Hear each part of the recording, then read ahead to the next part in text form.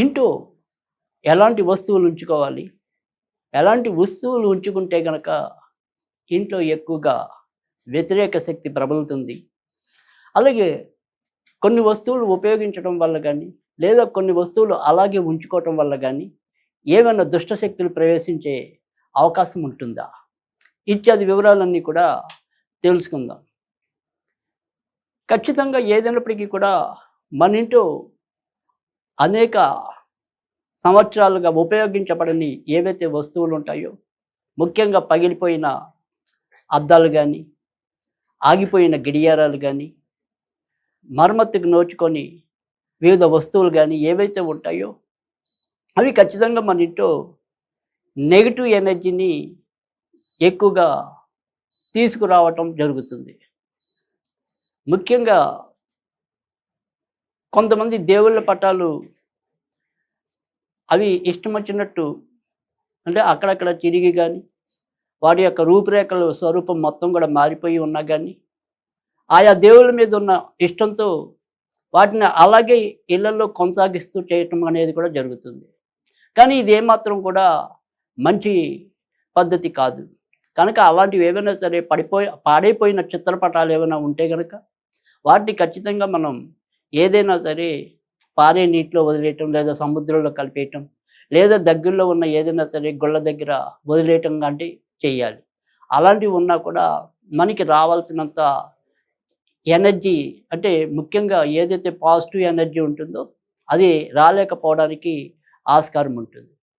తర్వాత రెండోది వచ్చేప్పటికి ఏంటంటే, కొంతమంది ఉపయోగం పడతాయేమో భవిష్యత్తులో అని చెప్పి ఇప్పుడు అనవసరంగా ఇంట్లో పాత సామాన్లు పేరుస్తూ ఉంటారు.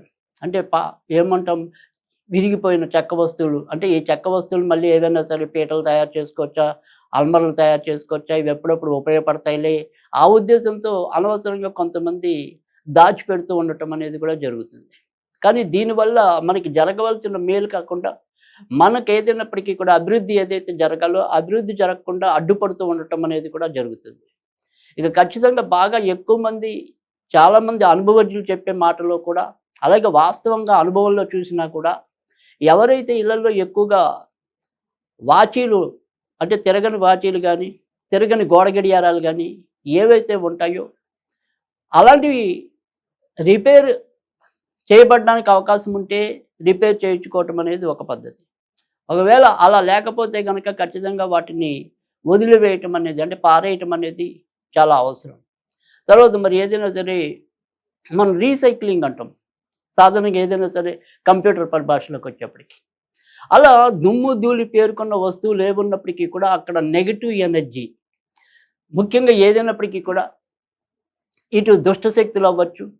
తర్వాత రెండోది వచ్చేప్పటికి మన జాతకంలో కూడా సరైన జలరాశులు ఏవైతే ఉంటాయో ఆ జలరాశుల వారి మీద ఇంకొద్దిగా ఎక్కువగా ప్రభావం చూపించడానికి, అంటే కర్కాటకం కానీ, వృశ్చికం కానీ, మీనంలో పుట్టిన వాళ్ళ మీద కూడా, అలాంటి వాళ్ళలో అయితే కనుక మరింత ఎక్కువ చిక్కులు తెచ్చిపెట్టడానికి కూడా ఇలాంటి ఉపకరణాలు దోహదపడతాయి.